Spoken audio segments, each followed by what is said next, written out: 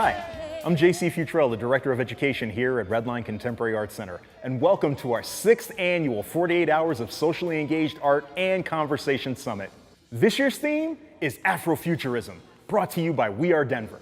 We hope you enjoy our virtual summit today from the safety of your own homes or your mobile devices. We've got some surprises for you, including national and local keynote speakers, performers, poets, filmmakers, and musicians.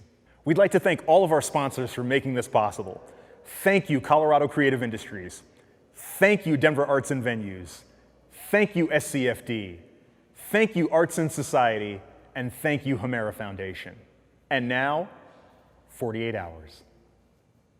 Welcome, everybody. Thank you for being a part of something really, really special. As part of Redline's 48 Hours of Social Engaged Art and Conversation, Tilt West, in partnership with Headroom Sessions, would like to welcome you to a panel discussion on Afrofuturism, Black Safety Beyond Policing. I want to personally thank Redline and for creating the space for us to be here. Tilt West is a Denver-based arts nonprofit that's a hub of community exchange, critical dialogue, and provocative conversations on art, ideas, and culture. Tilt West hosts live events on topics at the intersection of contemporary social issues and creative practice, and publishes the Tilt West Journal and articles on medium.com. I am personally indebted to Tilt West for inviting me to this event and to another event that we had a brilliant discussion on. They are making the brave decisions and having the brave conversations. I'm indebted to that. Headroom Sessions hosts live music, poetry sessions, and community conversations. Headroom Sessions provides a space where digitally or in person community is created. Creatives get a chance to get together and get a professional boost, and the legacy of Denver lives on. Remember this, the bottom line is that if the creatives are not here, a city literally dies. It is all about the creatives. Let me introduce myself as the moderator for this particular panel. It is an honor to be in the midst of such luminaries, these giants, to stand among giants. It's something. I, first of all, am a futurist. That is, I am someone that follows trends and consults with individuals and organizations on what's happening in our society over the next few years. And I've written several books on corporate and personal change. I believe in the spirit of Afrofuturism, where the understanding, or Ubuntu, that particular central understanding that we are all connected, will be the direction of humanity. So Afrofuturism isn't a painting on the wall. It is a belief. It is a way of being. I recently released a book called You and the New Normal, about life in the new world that is emerging. Now I'd like to introduce my colleagues, again, these giants that I have a chance to stand with. Wisdom Amouzou was a 2016 Diversity and Equity Fellow with Rise, Colorado, a 2017 Camelback Ventures Fellow, a winner of the 2017 TFA Social Innovation Award, and he currently serves as the executive director of Empower Community High School, an innovative student-led high school grounded in transformative resistance, located in Aurora, Colorado. His life goal is to infuse an African spirit and love ethic in all that he does. Thank you, Wisdom, for being here and bringing your wisdom. Bianca Mikahn is an MC, poet, digital composer, cultural art activist, and educator. She is the executive director of Check Your Head, a youth mental health organization, a program manager and facilitator with creative strategies for change, and a partner artist with Youth on Record. And currently, Bianca is honing a social, emotional learning and art-based facilitation to encourage trauma-informed care and mental health first aid, that's for adults and for young and for youth, in marginalized communities. Mikahn also serves on the Tilt West board. She also does this wonderful thing Every Monday, she checks in with us, all of us. Thank you, Bianca, for being here. And thank you for being a part of my particular life. Thank you, Chet. Lady Speech, who I am truly honored here to be with, is a pansexual, a healer, a writer, a performance artist, an influencer, a sex educator, a poet, an activist, a professional dominatrix. Oh, okay. Yeah, we can do that. A spiritual coach, an event producer, a master of ceremonies, and a mambo in training. She is the founder of Open Mic, Freedom of Speech at Gypsy House Cafe. Lady Speech uses art and spirituality to liberate and uplift Black and Indigenous people, as well as Mother Earth. And I miss seeing you, my love. It's been a minute because of this social distancing. It's messing with me a little bit. So thank you for being here. If this is the only time I get a chance to see you, I'll take it. I want to get our conversation going because, again, the subject matter, for those of you who are just tuning in, it is about Black safety beyond policing. And I want to lay a foundation and for my colleagues to be able to riff on. So give me a minute or two. I'm going to break this down so that we can all think about it and use it as a foundation.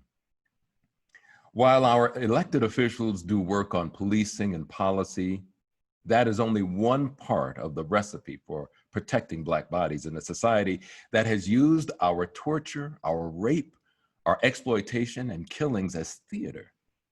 We must now talk about organized, systemic ways we can implement a lifestyle and approach of security, wellness, and protection of our bodies, minds, souls, and spirit. That work must be led by us and partnered with our legitimate allies.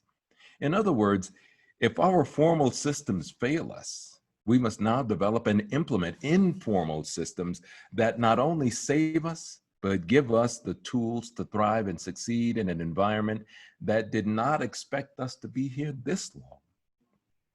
As a futurist, moderating on a panel about Afrofuturism, which has long been concerned with the safety and sovereignty of Black bodies, I am partial to the idea of visionary thinking. That is, not getting stuck in the drama of the moment, but to use it as a slingshot for a way forward.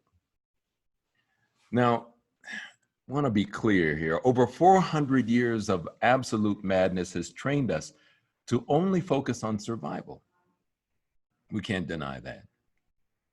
It has intimately held and tied our psyche to the idea that we had no agency, that our only hope for greatness rested in what white people did or didn't do. In other words, 400 years of brainwashing made us believe that our entire existence is tied to the myth of white supremacy. It's not that our survival skills are a bad thing, on the contrary. They have served us through the harshest of conditions the world has ever seen. But there's another part of our humanity that has atrophied because of this survival imbalance. Our visionary skills. That's right, the way to see forward, to leverage our creative, innovative, and forward-thinking skills must now take center stage. This is not about being darker faces of the version that we've seen so we can be the next Bill Gates or the next Jeff Bezos.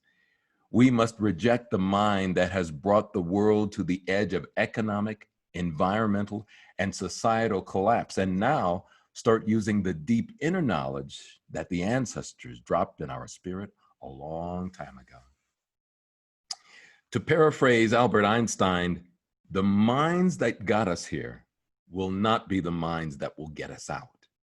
We now need to reimagine the future with the seed that rests in our hearts. This, in my particular opinion, is where our true security is. It's not only about, or not about what we do, what other folks do for us, which is where the brainwashing has come into play.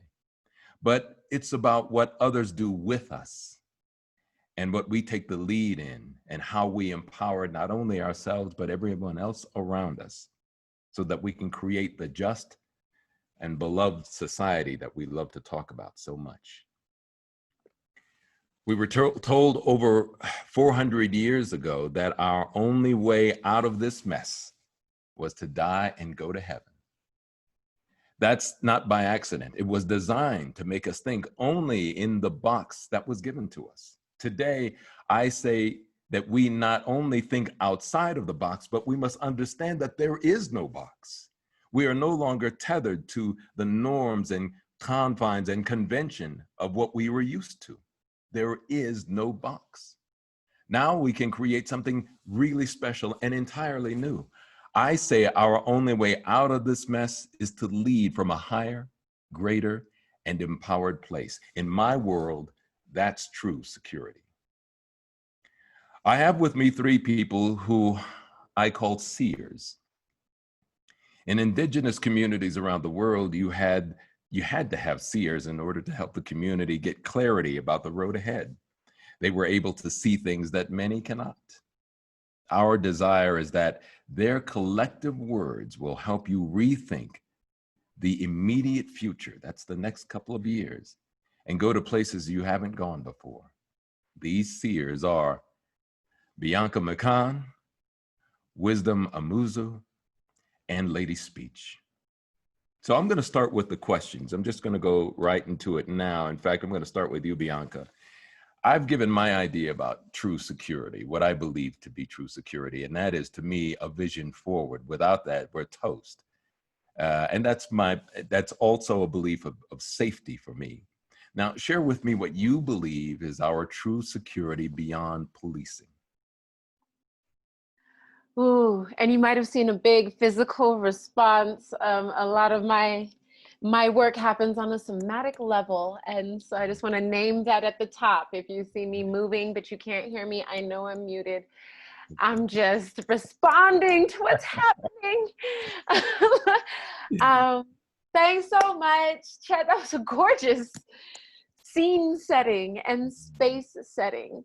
And as you were going through that, I was thinking so much about our universal training, especially on this continent, but you know, as the influence gets into literally every corner of the world at this point, how we don't take that time, right, to say hello, to say this is the intention of this space. These are the people who are in this space, to name things, to really set healthy and beautiful boundaries for what we're trying to address here. And that within itself models one of the things in my work with creative strategies for change, and then in just my personal world. We've had to consider ways to stay safe, ways to potentially build safety outside of our individual selves in order to survive. And so this is something that I am studied in my own life in real time, and through experience, through seeing, through building, through study, I've come to the belief that the components that are necessary for being able to move past where we are now, to achieve some type of breakthrough, begins in the realm of, ooh, sarcastic people are gonna not like this. Go for it, compassion, go for it. Humanity, which you were saying about, and I don't know if you saw my response when you were talking about believing in the human family, and like my whole body erupted, because it requires that as we have these conversations, the people who find themselves not even having access to the conversation because they don't believe, no, people will always be this way. No, everybody is out. No, we must all have, right? Kind of all the guns got bought up at the top of the pandemic in a lot of communities. And I am not saying that is a bad thing. We can talk about that side of policing ourselves as well.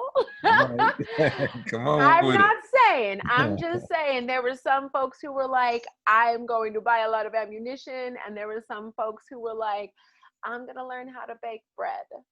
I know I'm that's right. going to make sure that I grow this farm full of vegetables and make sure my folks pick up their CSA. Come on. And they never let me forget it. Shout out Frontline Farming. Like, Frontline farming. Frontline hey, farming. there's a Hey. lot of ways to mitigate risk. And that's how a lot of my community works to help keep me safe and allows for me to work to help keep them safe is by creating a society in which we are taken care of. And I genuinely believe that when humans are appropriately taken care of, then we don't want to cause harm to each other. We do not want to take, steal, rape, rob.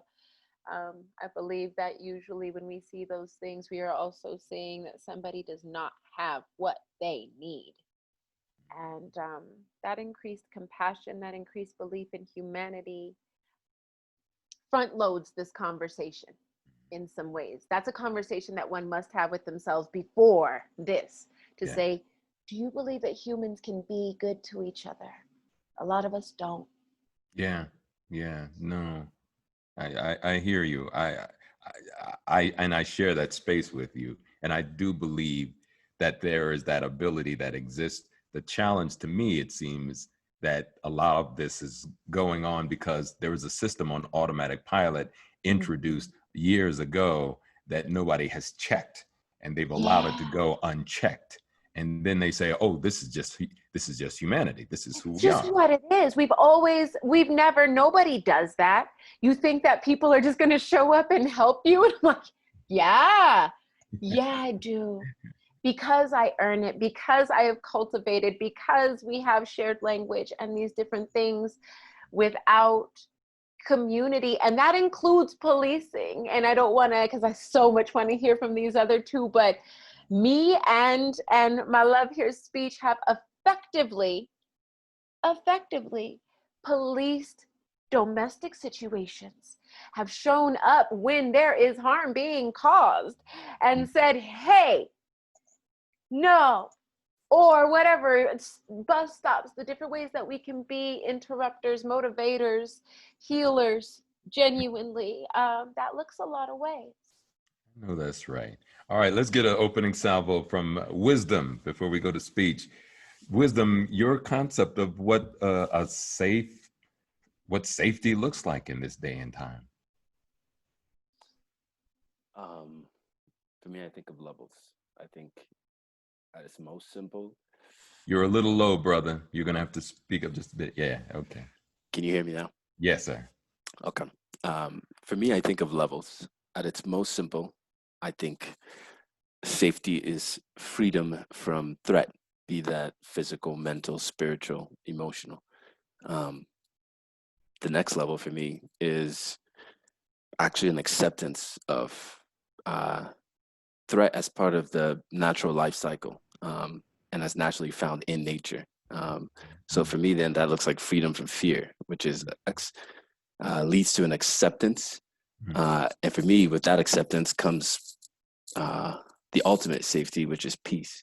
And actually, there's not more to say. Yeah. Okay. You know, you say something that very much rings in my head often, and that is the idea that a lot of safety is when you can make plans for the next 18 months. If you cannot make plans for yourself or your family over the next 18 months, you are no longer in a safe situation. I know that people say, well, why 18 months? Because that's what we figured out, what most people make their plans around the next 18 months. When you cannot make plans, you're in trouble. You're in a place of anxiety. You're part of the precariat. That is, you're in a precarious situation. And there's a lot of anxiety. So what you said, I may want to come back to that, brother. So hang on to that, the whole aspect of peace. Speech, my lady, how are you? Tell me now, break it down for us. What is the whole aspect of when we talk about what safety looks like? What does that look like to you? Well, everyone said such beautiful things that I 100% echo and stand behind. Safety and security. You know, first and foremost, I think of two things. Mother Earth beneath us and the healing inside of us. She, they, he, all of the genders that the grandmother encompasses and is the most secure thing we've ever had. Our ancestors remembered that, they knew that. And for me, the surest thing is the earth and the ground under my feet. Understanding, and that surety comes with understanding there is ebb and flow, there is spontaneous actions, there is death there, and there is much life there, you know. Returning to earth, you know, returning to her beautiful danger, returning to her potent beauty, returning to the way she sustains us in every way and through every cycle. When we are born, how we are made from the very particles of her. When we die, how she enfolds us. And if we were balanced, how we would return those bodies directly back to her without all the fuss and the crazy and the money-making aspect of things. Come on. Oh, with it. But first and foremost, returning to that, the most secure, you know, white supremacy and capitalism bred a fear of she, a fear of Mother Earth, a fear of the divine femme, a fear of other women, all of it's tied, the abusive women and the abusive she, the earth. But once I began to like really return, once I remembered, once, you know, those things began to be removed, that is the most secure you can ever feel. And then you can, it's security in all the cycles. It's security in knowing that she's here no matter what, when we are living and we are dead. And that is the most rooted thing on the planet. And safety and security, the safety to heal, you know, the safety to repair oneself. You've got to be, and you've got to be in a real secure place, mentally, physically, and all. You've got to be in secure, safe places to do the deep root work, you know, or it doesn't get done, you know. It doesn't get done. I remember it makes me think of a documentary I watched where a lioness was deeply wounded and gutted by a wildebeest, I believe, and like a big part of her haunch was all the way off, and the safari keepers were like, oh no, she's definitely gonna die if we don't like give her the time and the safety to and help her deal with that, like, you know. And like, so they had to trank her and do all that, but the safety to heal, the space to heal, the place to be able to repair oneself, to be able to, you know, because it's not just what's happened, you know, now. It is we have 400 years of some of the most atrocious, some of the most nastiest physical spell work and oppression on a body. That's a lot. That's a whole lot. So the space to heal. And that's intertwined with Mother Earth. When we look at a lot of indigenous faith, we forget Black people are indigenous to this planet, but when we look at a lot of our indigenous faith, it is about the connection to Mother Earth. It is about the understanding that we are her and she is us, and being able to work in communion with her, being able to work, you know, with her, instead of against her, which ensures her beauty and her bounty, and that ensures our beauty and our bounty. And she teaches us, and it's not without pain. You know, she teaches Mother Earth is not without devastation. Mother Earth is not without like wildness. Mother Earth is not without crazy. Mother Earth is not without, you know, spontaneousness. They ain't without that. But what Mother Earth is always the hell there. Okay. I know that's right. I keep telling this to my friends in Boulder. They said, oh, we need to save the planet. I said, the planet is going to be just fine. You need to save the human beings, and you need to save some of them folk up in Boulder. So I'm just saying that. I'm just saying. So let me drill down a little bit, because all of you touched on different aspects of what that safety looks like. But let me tell you about something that you said, speech, about the whole idea that all of this trauma that's happened over the years. I kept thinking to myself how it is genetically remembered, and how it forms a kind of almost a normalization of the fear and the trauma.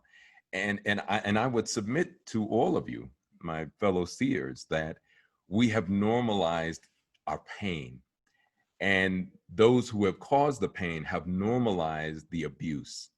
So while it says, why are you guys complaining? It's 400 years ago.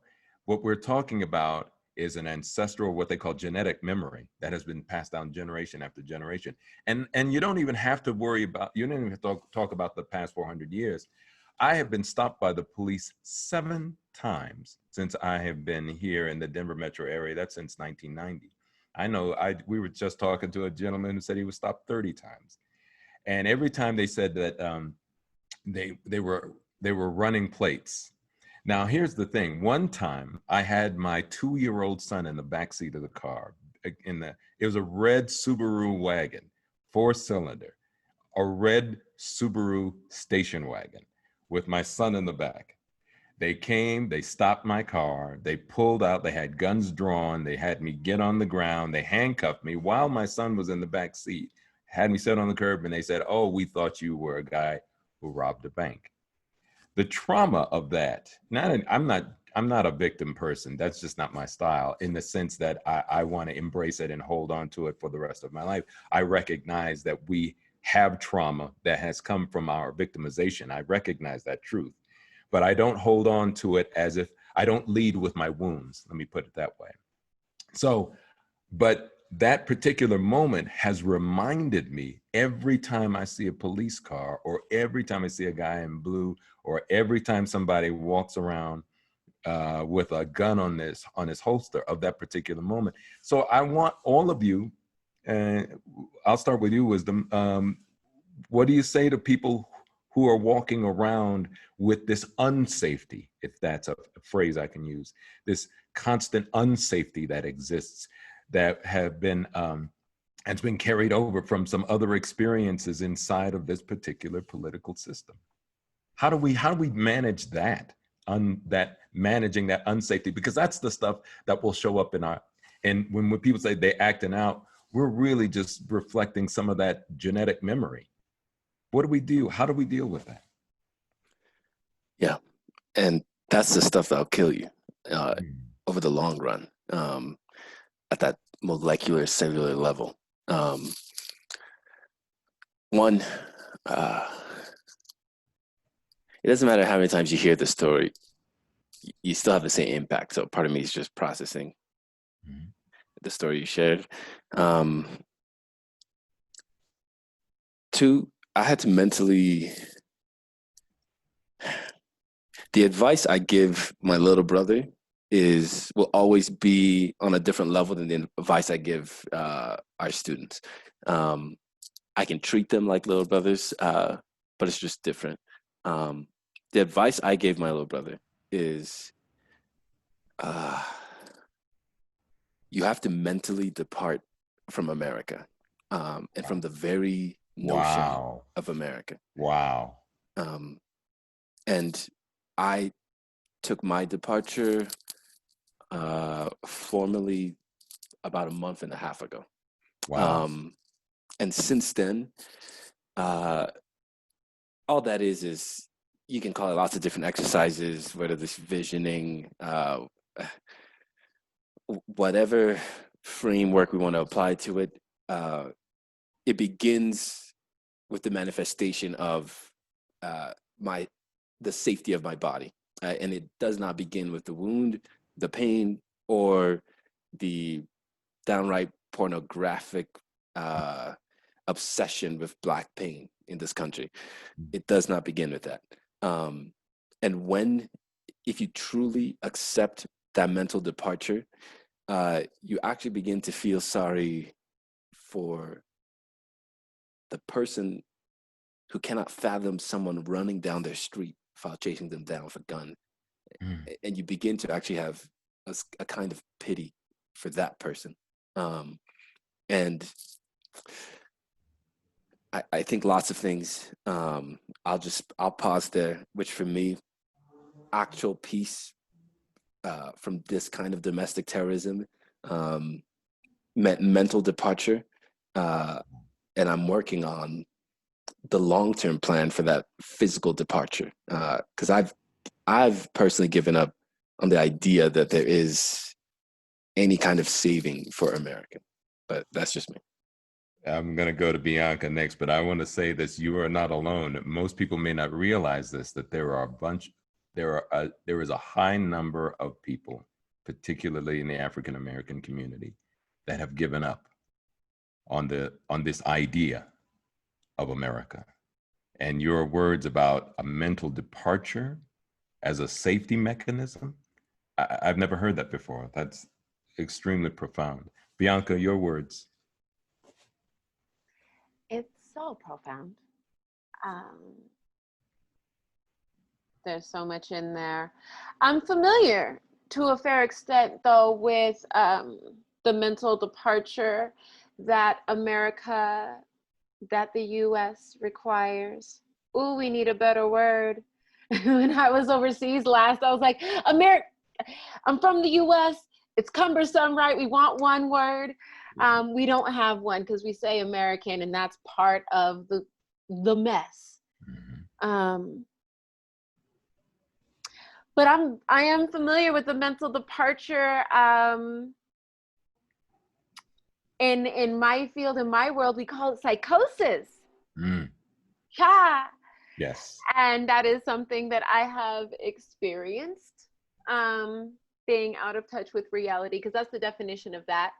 And colonization would have you believe that it is some big wild something that is unhealable. It's being out of touch with reality. And the Western world is only one approach or modality for mental health, right? Or spiritual, or the non-visible world that manifests through our physical actions, our behaviors.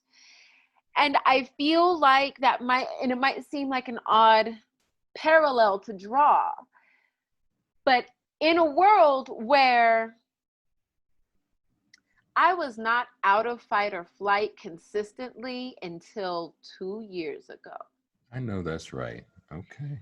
I believe, and the amount of privileges that I was either born with or earned, I still call them privileges because it's a privilege to be able to think straight, even if you did every piece of everything to do it. There's still some people who don't have the equipment to get to a point where they can think straight. Yeah. They're in the middle of environmental oppression. They are surrounded in box canyons, but instead of mountains, it's factories just dumping on them. And so I work to be really careful of it's not that I'm special. It's this wild, unique amount of things that came together that allowed me to survive this hunting. And that's a really key thing for thinking about what steps for me is recognizing as we come to these maybe knowledge of self points, as we come to these self-care moments, as we come to the concept of healing, or even trying to assess the damage and its impact. Not for any celebration of wound, but simply to say, okay, this is a flood of blood. Where's it coming from? We gotta stop the gap. We gotta, tourniquet something, because this is, at the point where much, much healing is needed. But in the mental health world and field, that's that mental break, right? Where you can trust your imagination far more than you can trust the reality of this world. And then trying to mitigate, and why I'm so magic, why a lot of my peers are so magic, is because we're able to code switch between full realities. of this internal world where I am safe, or maybe I extend it out year by year to say, now in this whole home. Yeah. Yeah. Now in this whole home, I am safe. Yes. And then I can accept, but it's as soon as I hit that door. Yeah. I have to be ready for, oh wait, you don't realize this is a crown. You don't know that my body deserves to move in the ways that it chooses. You don't know that I mean absolutely no threat to you unless you start in some, in which case there will be some. That dexterity to go between these worlds of full connection village magic to the DMV. It takes some flexibility and agility. I heard that. So just riffing on that and what Wisdom said, Lady Speech, the whole idea of being able to check out, and then to have the agility to remain in a place where the psychosis doesn't take over, where you're able to be, what I call that visioning. I call that having a visionary mind, where you can start to see, where you're not caught up into all of the madness, because the madness will drag you down and it will beat you like you stole something. So there has to be this next phase, right? So I want to toss that to Lady Speech. Is there a way we can do that?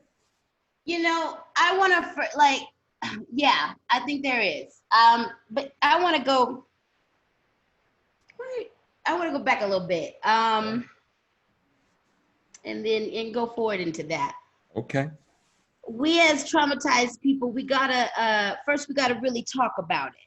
What I tell other Black people who for their sense of safety to gather the personal sense of safety who are being traumatized. We got to talk about it.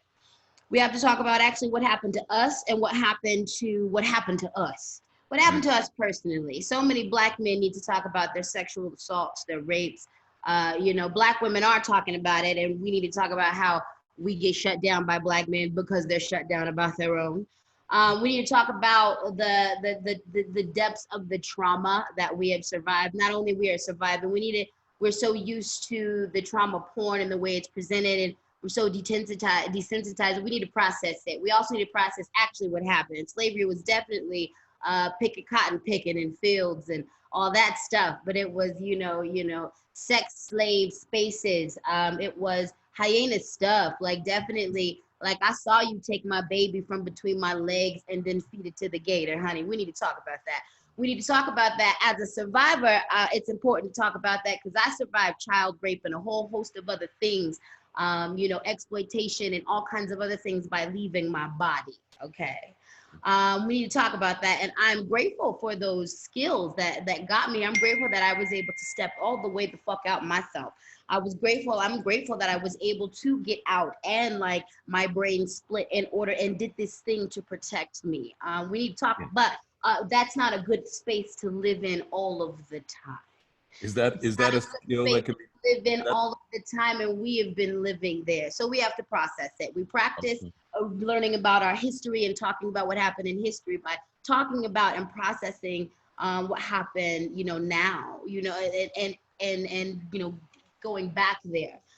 There is security in community. We've only ever had ourselves in each other, even when we are highly dysfunctional. We were made to rape each other. You definitely escaped slavery with people who were made to do you dirty. You definitely escaped with people who were just as mentally ill as you and messed you up on the farm, outside of the farm. You definitely did that. And you know what? A lot of us are here because of community, no matter how dysfunctional. There is security, in community. But with that, but before that though, there needs to be healing and ancestry.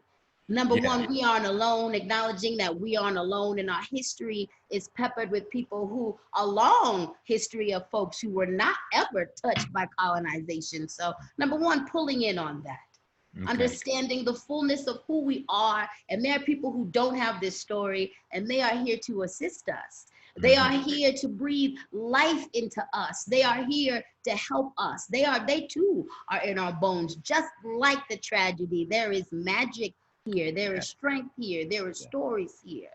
Yes. When we remember that ancestry, we have an anchor for the deep healing work that we need to do. Just like that trauma has been embedded in, that's not that we can also make sure 7, 8, 9 generations going forward that lessons to that ain't the story no more. But that deep back healing, that deep spiritual healing, that deep for real mental healing is needed. And those anchors will let us know that we are powerful, even when we are facing so much. Yes. Even when we are in the mouth of the lion. Yeah. Even when we are there, we will have those anchors to keep us strong. Yes. We will have those anchors to move us forward into surviving another day or into moving on to the spirit world via death. Yeah. Yeah, and to make peace with that venture too.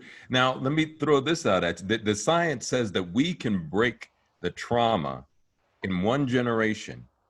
We can actually break the genetic memory code that has been passed down of the trauma in one generation, simply because we decide that we're going to reimagine who we are in this space. Now, so sis, back to you again, lady speech. So what tools, somebody's out there saying, okay, I hear you talk about the ancestors, but so I do ancestral veneration on a regular because it grounds me. Yes, it helps me to recognize, as Wisdom said earlier, there was something out, I could travel outside of this space and I could find safety inside of it. And it's my formal way of being able to do that. What say ye, Sister Speech? About what tools can we use in order to get to that ancestral space? If you believe that is a tool that allows us to be able to navigate the madness, how do we do that? First then acknowledging that you stand on the shoulders of many people. That first off in itself, acknowledging that connection, because they are always with you. They are with you every step of the way you walk on this planet. They're with you from the moment you wake. They're with you always. They have your back and they are working for your highest good. So that first tool is just that acknowledgement. You know, when you look at indigenous cultures, there is a reverence, there is an acknowledgement that in itself is energy that feeds them and empowers them and allows them to empower you. You know, and that acknowledgement happens in just speaking, that acknowledgement happens in prayer, that acknowledgement happens in meditation, that acknowledgement happens in breath, that your breath is because someone became before you. That acknowledgement happens in understanding your history, making a move towards your history, your herstory, understanding where you come from, honoring those things, you know, and honoring the humanity of the ancestors. It's important to know that not every one of your ancestors is great. The Irish and Scottish blood in my line comes from some very despicable people who were recently disgusting in the owning of the slaves. Now, they're people's people, they're dope. The Celtics. I heard that. They're dope. But that first, in that breath, in that acknowledgement. Secondly, if you are spiritually inclined, being instructed with, you know, a priestess or a shaman or a healer on how to build an altar. This is a huge part of many cultural ancestral veneration spaces where you can connect. And that ancestral altar is made up of items that, you know, earth, air, fire, water are usually always represented. But it's a sacred space to connect. You have your, you can have the names of your ancestors, the place where your ancestors come from, you know, possessions of your ancestors, dirt from your ancestors. Even if you had nothing, I began this in a very closed off, isolated space. So all I had was the acknowledgement of my ancestors. I literally had no access to pictures, to anything, to names, to knowledge. But in my heart, I acknowledged that they were there. And that allowed them to acknowledge me. And they drew to me every tool that I needed, because your spiritual team, when first and foremost, the first line in your spiritual team is always your ancestors. And they want you to win. They want you to win. So they will bring you all the tools necessary. Okay. I'm gonna switch up everything, but I want us to come back to that, because I feel very strongly about that in under anxiety and distress, that there has to be some kind of spiritual grounding that allows people to navigate space. Otherwise, what I used to work over at the Samaritan House homeless shelter. And one of the things that used to happen all the time, people would come into the shelter and they'd be on the verge of a mental collapse. And the number one thing that they were collapsing about was their belief system failed them. They said they did all the stuff. They read The Secret, they prayed the rosary, they went to church every Sunday, they did all this stuff, and they still ended up in this place where they lost everything and was on the verge of just a breakdown. And I had to help them reimagine what the divine, whatever that was for them, to reimagine that. So this, to me, the whole aspect, whether it be the ancestors or how you see a higher consciousness, that to me becomes safety in and of itself, because it allows us to develop some level of mental and spiritual safeguard. Even if we don't necessarily see it like a cup of water in our hands, it becomes really important. But let me switch up just a little bit. Bianca, I'm gonna go to you, and then and Wisdom, stand by on this one, because I really want to hear your words on this. Here we are, we're doing this thing, and we're doing it by way of Zoom because of social distancing, because of COVID-19. People right now, I heard Michelle Obama just say the other day, I am suffering from levels of low-grade depression because of the madness, all the things that are adding up right now. We have a lot of people that are that are standing at the edge of the abyss right now. What do you tell them, Bianca? I tell them that they are wildly valuable. I tell them that they are wildly capable, that they are an essential portion of our human family, and it makes sense that they're in pain. I tell them that we need them. And even if all they have to offer this earth is tears, the earth wants that. Libations come in many forms.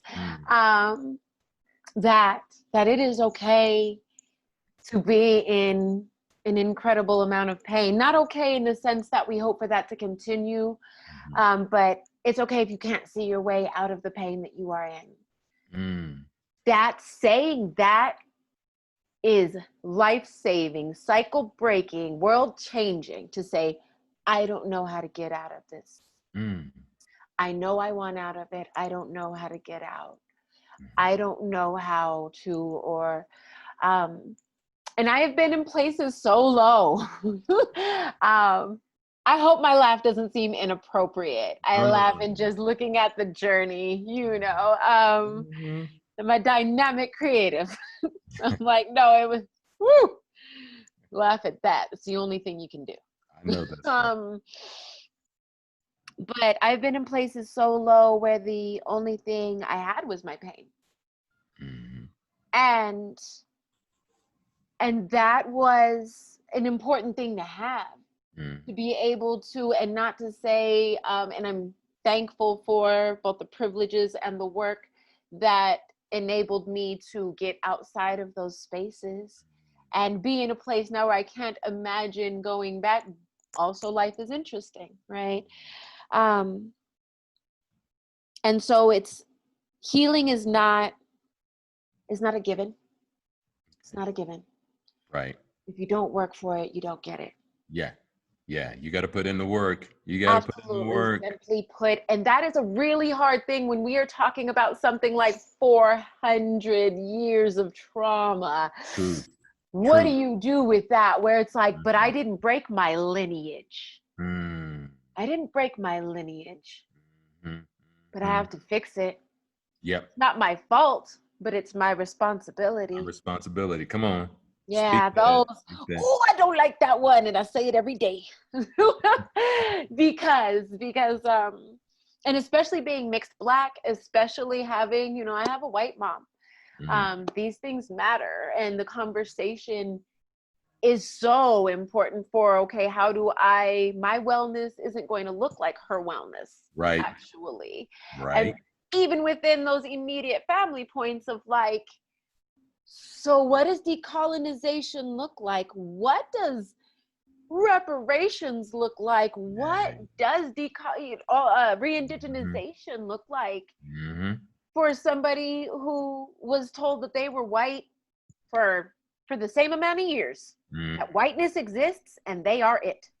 The levels of isolation and potential hopelessness are high. I definitely feel that. I mean, I do racial equity and mental health work in the middle of a pandemic in the US. Wow. I'm a single co-parenting mom. Wow. I know. And I don't know, and everybody's thing is so unique.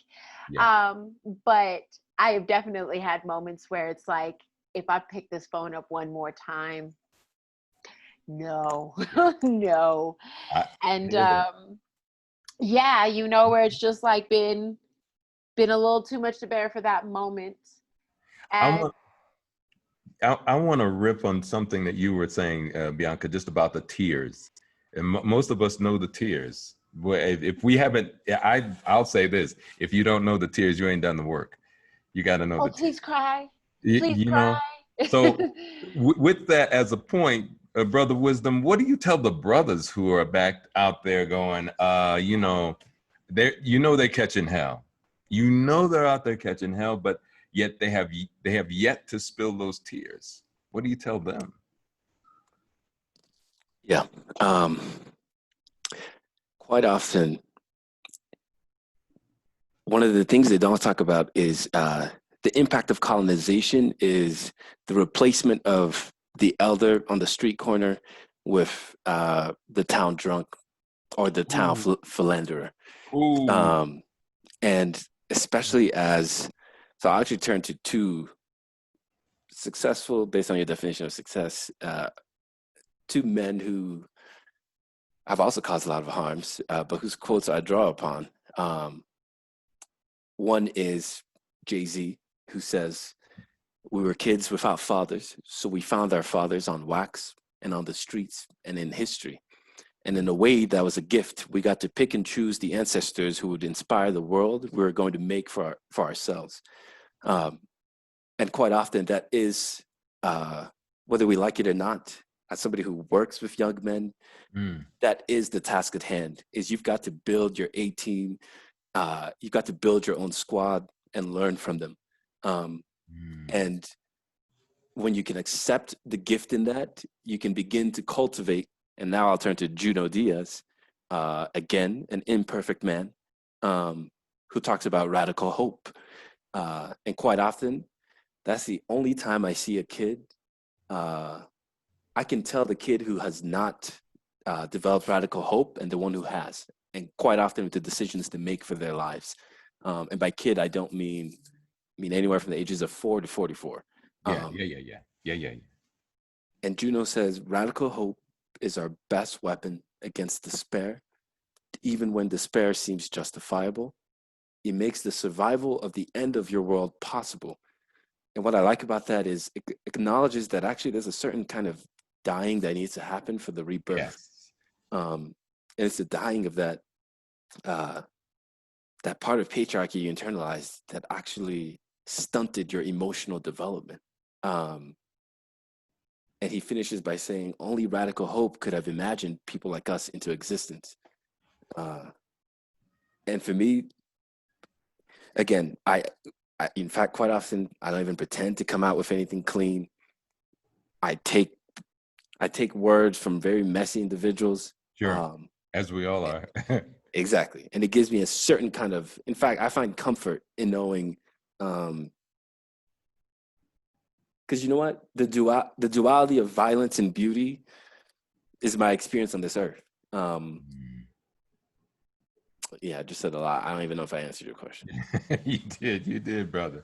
You did. I am going to drill down on that same question again some more with Lady Speech. The whole aspect of how I know for a fact that until we have to do this. Quite frankly, we have to walk and chew gum. I was going to separate them, but I'm not going to do that.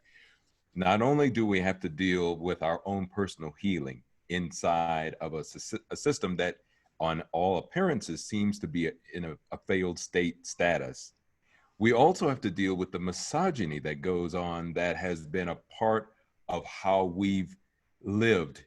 In other words, we've incorporated misogyny in the same way we've incorporated racism, and how we've incorporated abuse, and how we've incorporated all of these things that are part of I'm not sure if we see it all, and I keep emphasizing this in all of my presentations. We cannot silo these events anymore. They are all part of the same thing, and they're all being brought to the head now so that we can finally do something. But I want to make sure that we emphasize the whole aspect of misogyny in this. Sis, can you help me with this? Oh yeah, baby, I can. Let's talk about the Eldridge Cleaver effect. Let's talk about that. Let's talk about that. And because we don't talk about our history, and a lot of us don't know our history, we're not taught our history, these things can happen.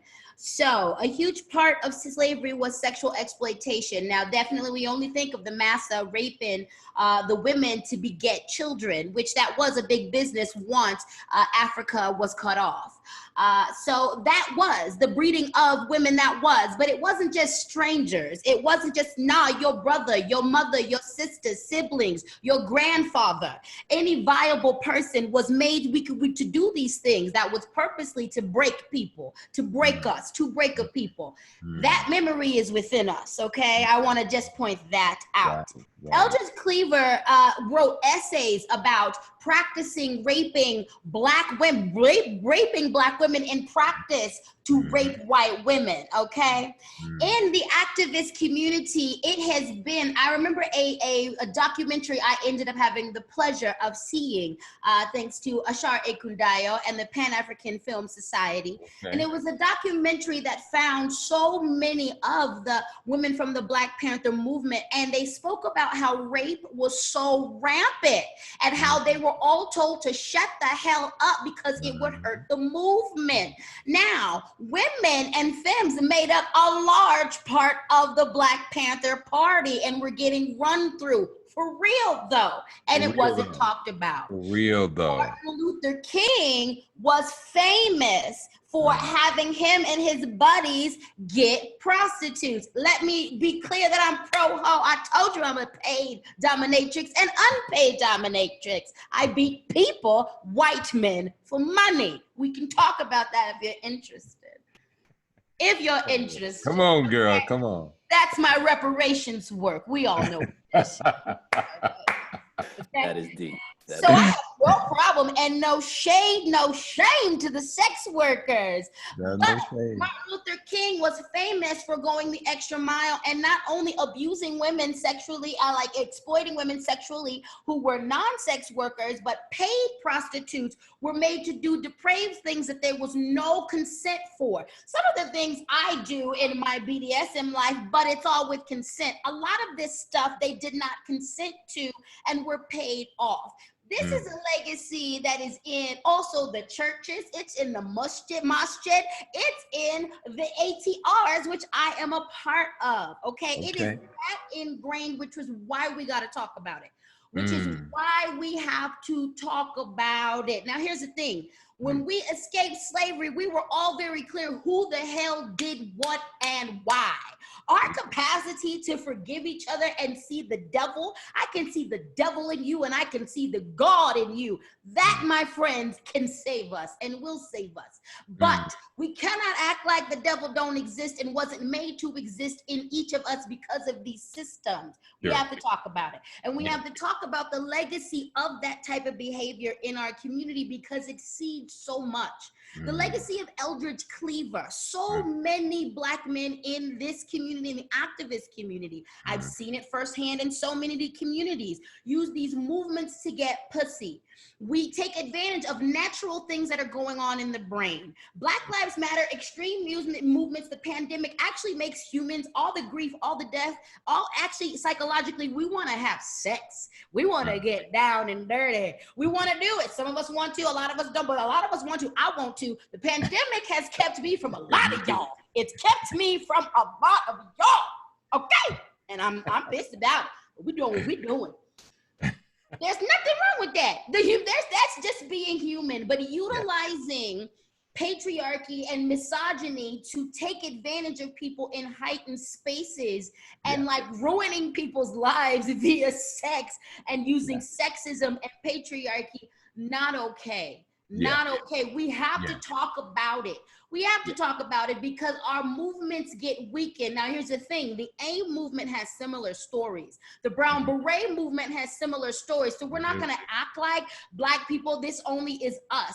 When it comes to being someone who is a sex educator and has spoken about violence against women, most of sexual assaults happen within races. It's very rare that actually people step out of races. So it's not like Black men are more depraved than white men or more depraved than brown men or more depraved. Nobody's more depraved than anybody. It's just human stuff, okay? Human stuff, sure. We're in close proximity. You hurt the people who are closest to you, all right? But that has to be absolutely talked to and acknowledged because that's another cross to bear that Black femmes and Black women are going through. Nikki Giovanni spoke to it with James Baldwin a lot about how not only do we got to go and fight like the white man, we got to go and like protect ourselves from our brothers. And it needs to be spoken about because here's the thing. We're still going to stand with you. In domestic violence rates, Black women are actually the highest women in this country to die from our partners because we ain't calling the cops. Sure. Yeah, that's very true. We report less. We report less and we're dying higher. If that is not a symbol of we are trying to hang on and love you so damn deeply, even though statistically you murder, hurt, and kill us worse than a lot of other diseases out here. We die more at the hands of our brothers, and we still not calling the cops. We're still surrounding you. The founders of the Black Lives Matter movement are queer women and femmes. We are still out here frontline. You better I'll shoot y'all after we take care in the revolution. Please know I'll blow you all up if you ain't doing your healing work. I'll let you help us get there. You ain't going to paradise with us though if you don't fucking heal.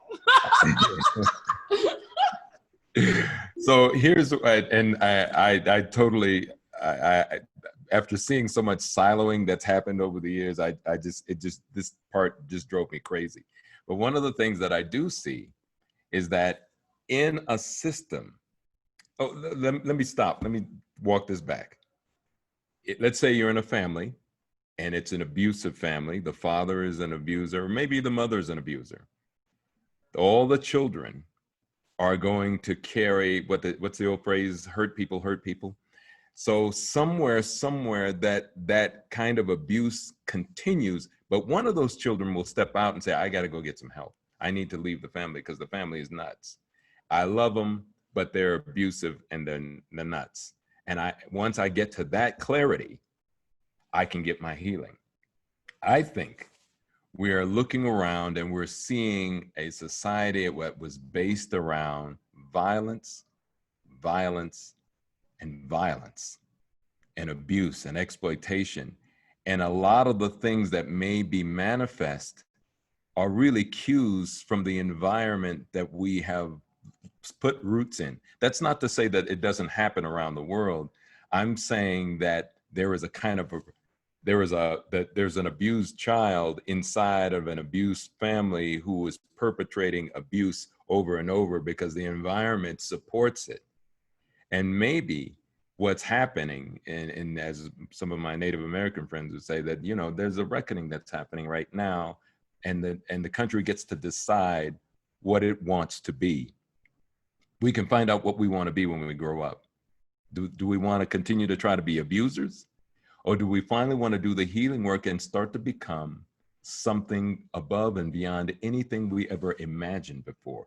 That, to me, addresses the misogyny, the racism, the violence, all of the madness, the wars that we've caused around the world, all of those things.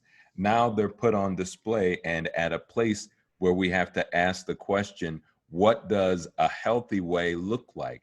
Bianca, what does a healthy path forward wellness looks like in the face of that construct? because a lot of people want to go back to the quote normal, right?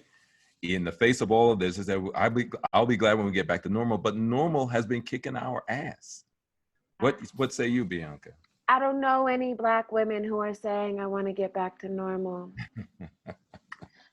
I don't. When the pandemic and the shutdowns first came, I was hearing a pretty strong message from me and my peers of, damn, this is scary. You know, when it goes down, it hits us the most. And isn't it so great to be out of it for this long? Isn't it so great to be able to be in these spaces that are healing? I have chronic illness and chronic pain. I have never been physically healthier because I am not doing, and I have a very liberated life, I've never been healthier. Wow. Yeah, I say that very clearly from all of the body pains and things that come along with the lifestyle. Well, I gotta drive because I gotta go fast because I gotta do the things. And then I gotta work because I gotta pay for the doctor to fix my back from driving because I gotta do, it's just that endless cycle. Yeah. It's different for all of us. We know when we feel safe. That's something that we keep like distrusting humans to say, no, it's never going to be enough. It's never going to be enough. I promise when people have enough, they're chill. Like, It's they the truth. are. It's the truth. It's the truth. It's just so like, it's maddening. Yeah. It's genuinely maddening. When people have enough, they're pretty chill. Yeah. They're not perfect. We are not perfect. We don't know what perfection is. I don't know who birthed that notion. That's not from my imagination. Yeah. But perfection won't exist. Yeah. But this much pain, this much extracurricular violence and degradation, that's completely a choice. And like, I am in a body that lets me know that violence is in many ways inevitable. Even when it's its healthiest, right? It's going to eliminate a piece of itself pretty regularly. And that's fine. There are ways, and that's why I know that even violence can happen in balance. Even violence can happen within these natural rhythms by which we can sustainably live. That it does not need to be extracurricular. So safety is that contentment, not endless joy, but safety. Having enough, feeling the inclination to extend and share to some extent and connect with each other. I think those are some components. Yes. Now, let me just add on to what you said before I get to wisdom here. Here's the thing. I think both of you ladies have said this, and I think you did too, Wisdom, that, us doing knucklehead stuff, that's part of the human deal. That you can't get around that. We're going to do some knucklehead stuff. That's okay, granted, let's put that to the side. But when you have a system that rewards bad behavior, what happens is that it's not so much we can get people to behave better. It is a system that says, oh, you'll get rewards by doing that, and we'll maintain it so that that continues. That's really where the challenge is, because a lot of times we believe that if we get people to behave better, to act better, to do the right thing, that somehow it'll make racism go away. But see, that's not how this thing works. It is on automatic pilot. It has a foundational root in doing horrible things, not just here, but around the world. But we've never stopped to ask the question, is there a better way forward? Is there something else we can be doing? Finally, we get a chance to ask that question. And finally, we get a chance to say, what is safe? And what is that wellness forward, Wisdom? What path do you see, tools, a pathway to wellness? Do you want me to speak at an individual or institutional? I think we have to speak of both. We have to speak of it because we know it individually. We're seeing it all around us, but we also know there's an invisible hand at work that keeps it going. So if you can address both. Okay. For where I'm getting in just this part of my life, it's there's two wisdoms. There's wisdom, the artist, and then there's wisdom who's trying to build a sustainable institution inside of very violent interlocking systems of oppression. And I believe I'm at the point where I can't just have, I need wisdom, the creative, to get into the funk over here. And what that looks like, and I'll ground it in a quote from MLK. And he says, "Power without love is reckless and abusive, but love without power is sentimental and anemic." And there are days I believe that, days I don't. Most days I do, especially because I'm knee deep in the bureaucracy, just in the shit that is the public education system. And what we're trying to build is a Wakanda in Aurora. And what that looks like, there's first, I won't even talk about the educational outcomes. For us, it's actually, a school is not a school. A school is a means through which we can organize our community, align interests, and build the collective power it takes to materialize these radical visions we have. And that looks concretely like, and these days I'm just in a very pragmatic stage. So I heard that. I heard that. Okay. And I'll just share one. We talk a lot about imaginative excellence, and two very concrete things that we're trying to manifest this year. One, it's the Justice League. And the Justice League it's actually a principle stolen from, I don't know about stolen, remixed from Wakanda, which is intergenerational wisdom. It'll be a group of students, parents, teachers, community members, and they basically will make decisions through the Justice Fund. And the Justice Fund is set up for immediate relief for folks who need it during this pandemic. And then B, it's beginning to invest in our families, whether that's through coaching, capital, connections, but invest in actually disrupting, not even disrupting, in birthing generational wealth. Again, this is the practical side of me that's like, I'm not interested. Elon Musk is not going to take me to Mars. And Elon Musk, we ain't going. Let's just be honest. He's not taking us. They don't have a name with a seat with our names on it, I can assure you. It's right. There might be, a DI initiative where one or two of us gets to go, but I know most of us are not going. And we got to just get that serious about, we have to start combining love and power and making these sorts of moves in and I'll say this and I'll shut up, non-Oprah fashion. There is a lot of Black wealth in this country. There's not Black wealth that is liberatory, not to the level that we need. Let me get out the soapbox. You can tell I got angry on that one. Let me get out the soapbox. We didn't get angry. We got hype. Yeah, we got hype. No, we got But do we need to have another conversation?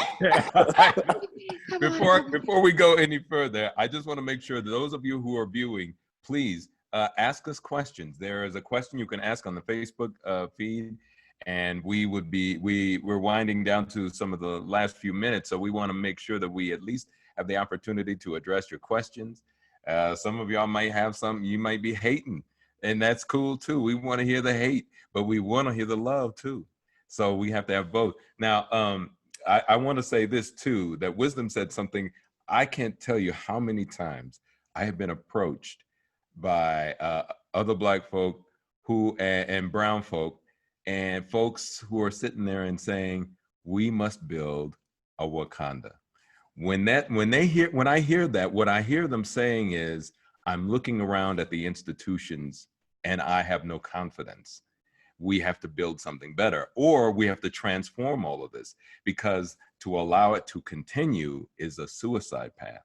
I mean, I was just reading something today that the Republicans were working with the Russians in order to elect Trump. And I kept thinking to myself, we're in a completely different place, that we don't know what this looks like. So that means not necessarily to go and see if we could get other people to behave better. We have to build up Wakanda. And if we really are serious about safety and security, we have to lead in that conversation. There has to be a different kind of conversation about what that safety looks like. And to me, it's taking away the silos and starting to say, let's look at the overall picture, and then let's look at what do we want? Not what do we don't want, because I don't know about you, Lady Speech, but tell me, I've seen enough of us that go into these areas where we're feeling unsafe, and the first thing we do is that we start to fetishize the whole aspect of what we're against. Mm-hmm. And then we get caught up, and that becomes the battle. The entire battle is about telling people what we don't want. Mm-hmm. What about what we do want, sis?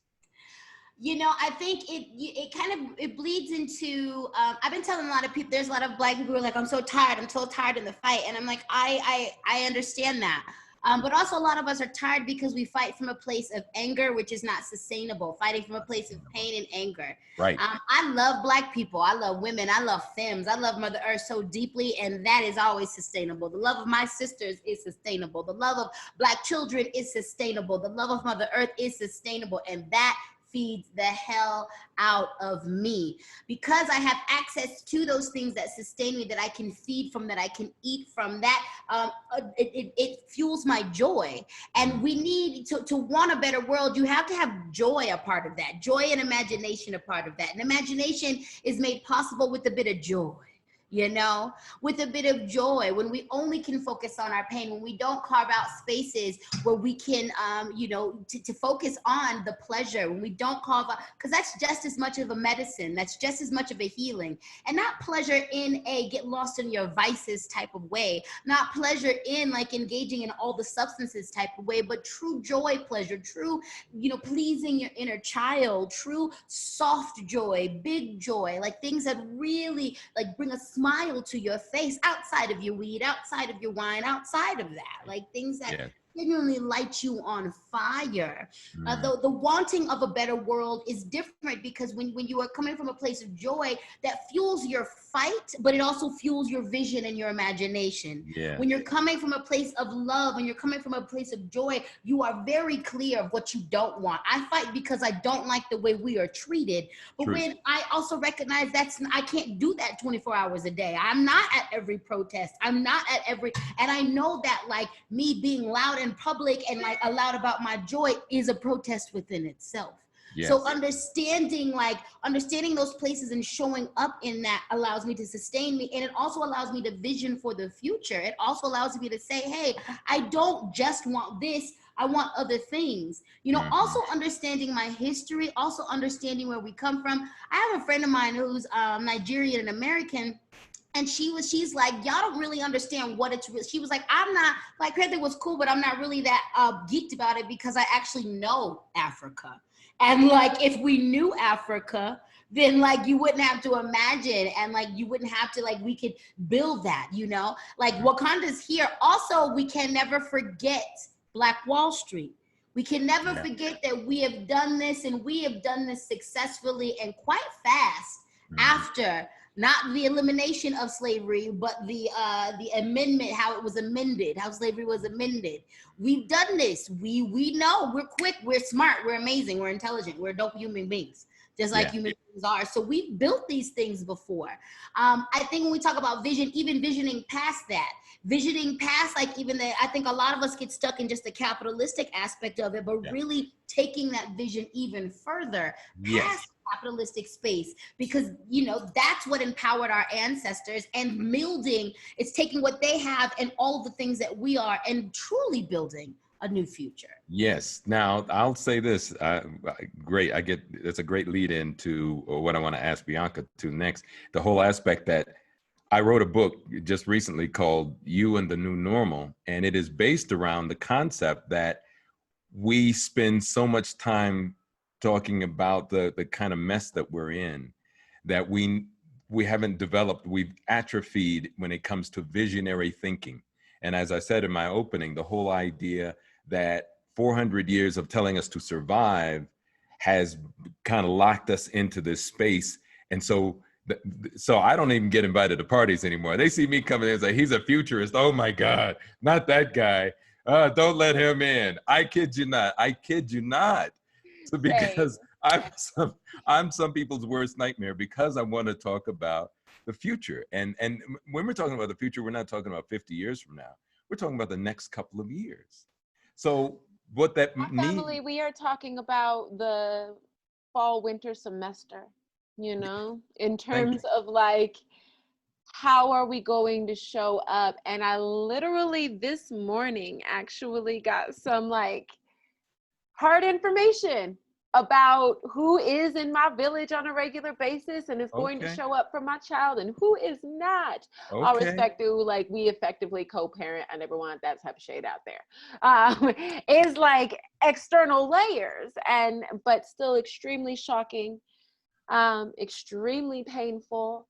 And I'm gonna do what we've been doing the same way I survived to this point as a magnificent being, of like, I'm gonna hit up my village and my chosen family, and I'm gonna say, you know, if we don't come through for each other, that's it. Now, Bianca, what we got. I'm gonna push back a little bit on what you just said, Bianca, just a little bit. Now, I know we've been hitting our communities and saying, hey, everybody, you know, we got to get together.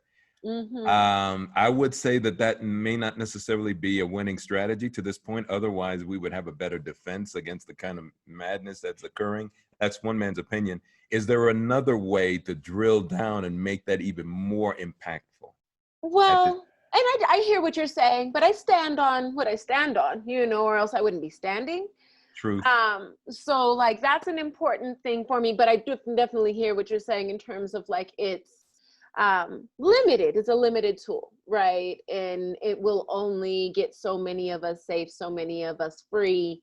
And then talking about levels of sustainability within it. On that, well, no, I really do reiterate that, because parents out here, especially with young children, aren't going to make it through the year. I know that's right. So like, that needs to be something that we use. We can build pods. We always have. We call them Auntie's house. We call them grandma's. And when we have access to that, right?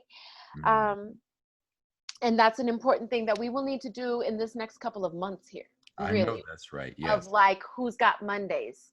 Who's got Tuesdays? What are we doing to make sure the little boys are not beating up on the little girls in the space, or that the bigger kids are not beating up on the smaller kids? Because we all definitely know that abuse goes all ways. Yeah, sure. But along with those things, I think longer term approaches include, but are not limited to, of course, examining our actual needs, the source of our needs and our wants, and our relationship to power. Our relationship to power. And I see a lot of brilliant and wonderful activists, thinkers, who are like, oh, I read my 48 laws, now I know how to be a winner. And it's like, whoo, hey, fam. What you get from them laws? Like, what is your relationship to power? Because in the end, as these things break down, which they are made to do, as we work to world build, yes, if we are just trying to be the ones, that's revolution, right? The next person on top. I want to demolish the top. Yeah. I want it more lateral. Like, if we spread out, then everybody gets a view, right? Yeah. Yeah, that's, I'll say. So I just want to finish my thought on this. Oh, yeah, I'm sorry. Go ahead. Go. Thank you so much. And so that's something, you know, as we think about maybe a bit more of a feminine, not female, but feminine approach to leadership, as we recognize that male visibility in this movement is not a challenge. It's not a problem. All right. Maybe there's some other things we want to shift and like reimagine in terms of what leadership looks like, what organization strategies look like. because this one top first thing is going to keep killing us. Yeah. Yeah. I'll say this. I love what you said about revolution, because I always say, be careful when you hear people talk about if you're a revolutionary, because a revolution is basically a circle, right? So you got one person on top one time, the other person on the bottom, and then that switches, that person's on the top, the other person's on the bottom, but the circle, that system remains. It's still there. Then people It's are still there. killing people. Harm is still, and that's the part that gets me. It's, of course, I mean, the specific ways that people are marginalized and specific groups that are marginalized. I'm in a femme mixed Black body. Of course, I care about that specifically, but more so a deep, deep understanding. What I'm looking for is like, where's the fairness though? Like, I miss my human family. I miss my brothers. I miss my sisters. No matter how much pigment they have, right? I miss them. I miss their understanding of their own humanity. And that is, I don't want to be the winner like that. I don't want to be the head of the things. I'm an incredible accidental leader.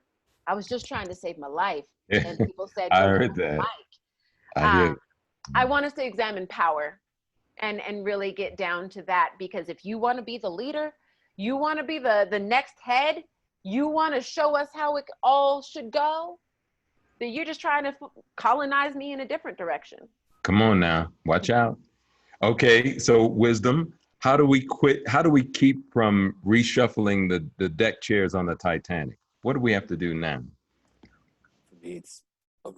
For me, it's a radical analysis. Radical, the way Ella Baker meant it, which means keeping a close eye to the root causes of issues. And in this country, I coin it the United States of Amnesia. Folks have a very short. Sorry, I thought I was muted. No, that's my favorite phrase. It gives me laughter every time, and that fills my soul. People got a very short memory, and I love that you called it. You pointed out the revolution, how cyclical it is, and for me, based on your level of analysis, you come to a certain point where you realize, our only hope is to birth the new. And I'm somebody, I do not believe in reforming systems. I believe in birthing new systems. My struggle, again, in the pragmatic side of things, is how do I tangibly do that? And just the real talk is, from 2002 to now, for SpaceX to get where it is, they have received billions of dollars. And I understand that all is not tied to money. And the reality of my world is, I'm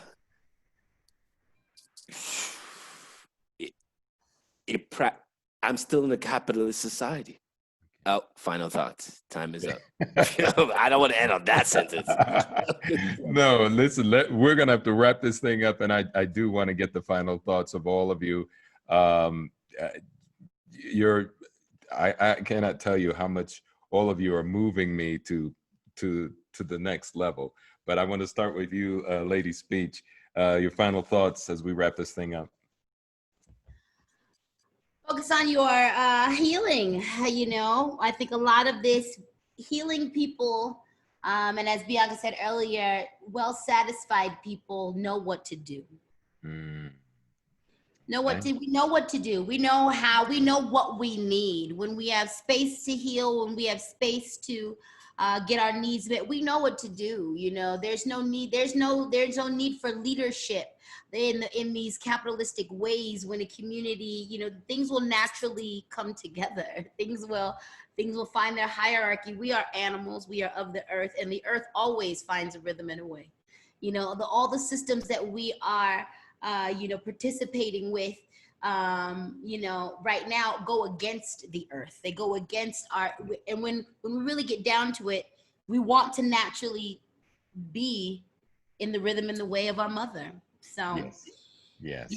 Focusing on our healing and Black joy, go after it. Go after it. Pursue what makes you happy. Pursue your smile. I am a hedonist and I don't prioritize my joy over paying my rent, but it is just as important as breathing. Did you orgasm today? Did you smile today? Did you belly laugh ridiculously? Did you get the shivers because of a sensation you gave yourself? Did you have a big slice of Black joy? So much medicine in our joy, so much healing in our joy, you know, so much. So much. All right. My sister Bianca, final words. Thank you. And thanks for this space and for your incredible moderation, and to Tilt West and Redline for creating these spaces. And this was a really, really strong impact on me to see that all of 48 hours is Afrofuturism. Was just, there's a lot of organizations who are trying to say the things without saying the things. And I'm very thankful for that. And of course, Tilt West, who's like, the job is to say the things. Love it. Yes, at a time, it's interesting. I was having a wonderful conversation at one of Frontline's sites, and with incredible soul. And we were talking about how prone we are to some of these things. Like, there's people who I know, they've been, you know, masking, isolating, and the like, and we're still like, do I touch you? I don't know. What? And I think this is not to say everybody should be as careful as possible, but leading in as much love within pandemic, outside of pandemic, are we really going to call it the racial awakening? That's another panel. Within this racial awakening, because I've heard that term being used a lot. Bless y'all's hearts. That any little bit of thing that you can trust, and if you can't trust anything, go lay on the ground. Go lay on the ground until you can find some sliver of trusting something, and then follow that until you get to some brightness, until you get to some joy and some peace, which literally gives you chemicals that heal some of these wounds. And then you can continue and continue and continue. World building is every second. World building is absolutely every second. We're incubating. Ooh. All right, Bianca. Finally, we close out with my brother Wisdom. Final thoughts. I do have to echo the thank you for your moderation. This is the first panel where I felt like I actually got to hear everyone's voice. And it's the kind of people I want to know in the non-digital world. So thank you. I'll leave you with 3 words. It's our vision and empower, written by student Jay Carter, and it's the world is ours. That's it. The world is ours. And I want to thank all of you, just wonderful seers. And I encourage people to seek out the seers. These are people who have a vision forward. They're able to cut through when the rest of us are just doing the day-to-day trying to survive. I ain't mad at you for doing that. I'm just saying we got some seers out here who are able to walk and chew gum. Seek them out and ask them. Pull them aside, pull them in your next conference, your next event, so that we can start to look forward. As a futurist, that is my push, to make sure that we have a vision forward. If you're looking around and you're seeing the challenges that we're facing, there is a leadership vacuum that exists right now. And guess what? You've been chosen, so you have to step into that leadership vacuum, but you can't go in it with the same crap that got us here. The minds that got you here will not be the minds that will get you out. It must be a renewing of our minds, our hearts, a new vision forward, a bigger scaled version of that big vision. And I hope that you will all join us as we all, us seers and all those who are listening and watching this, will join us and be a part of this new phase, this new normal. Thank you so much. Thank you, panel.